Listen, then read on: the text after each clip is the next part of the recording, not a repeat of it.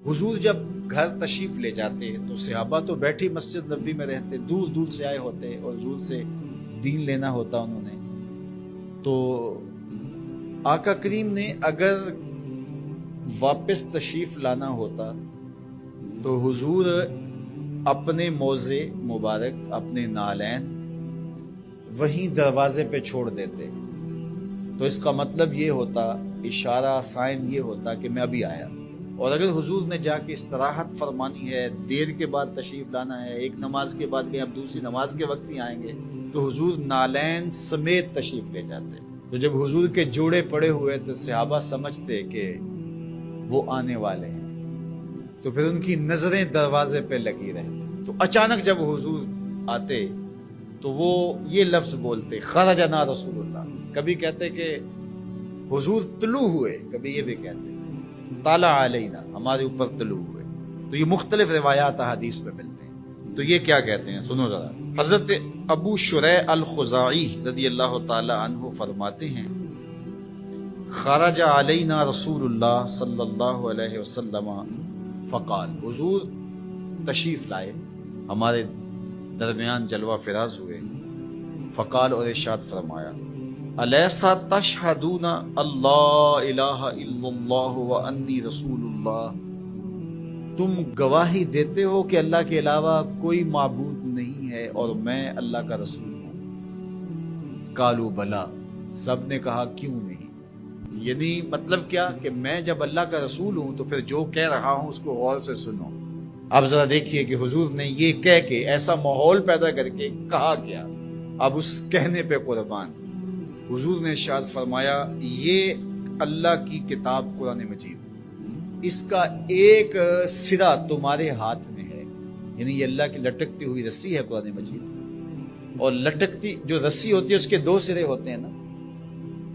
تو کہا اس کا ایک سرا اللہ کے ہاتھ میں ہے اور دوسرا سرا تمہارے ہاتھ میں ہے.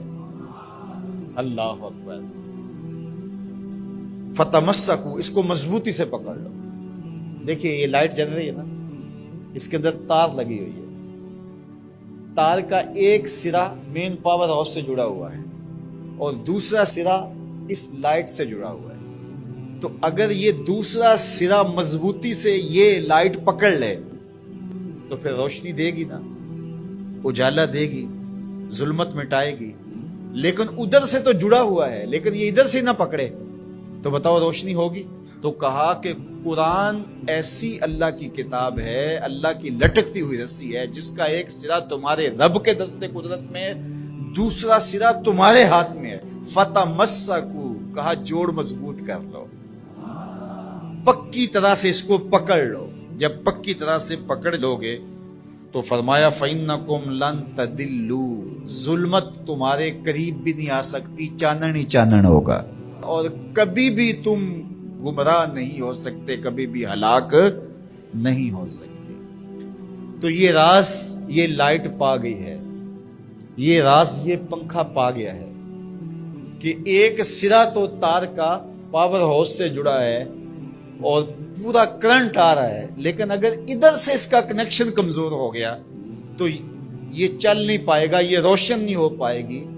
قرآن اللہ کی وہ لٹکتی ہوئی رسی ہے جس کا ایک سرا تو رب کے دستے کرم میں ہے اور دوسرا سرا جو ہے وہ فرمایا تمہارے ہاتھ میں ہے. اور جب اس کو زور سے پکڑا ہوا ہو تو روشنی ہوگی نا. تو جب یہ تصور آتا ہے کہ یہ قرآن اللہ کی لٹکتی رسی ہے، حبل ممدود من السماء الى الارض، آسمان سے زمین کی طرف لٹکتی ہوئی اللہ کی رسی ہے، تو جب زور سے اس کو پکڑیں گے، مضبوطی سے تھامیں گے، ایقان کے ساتھ، یقین کے ساتھ تمسک کریں گے، تو پھر باطن میں چراغاں کیوں نہیں ہوگا، تو پھر کرنٹ کیوں نہیں آئے گا، پھر کیوں جو ہے وہ توانائی پیدا نہیں ہوگی. تو پھر تو ایک عجیب کیفیت پیدا ہوگی نا کہ یہ وہ قرآن ہے جس کا ایک سرا رب کے دستے کرم میں اور ایک سرا ہمارے ہاتھ میں ہے. کتنی خوبصورت میرے حضور نے مثال دی. تو اس سے ہدایت ہی ہدایت، نور ہی نور اور روشنی ہی روشنی نصیب ہوگی.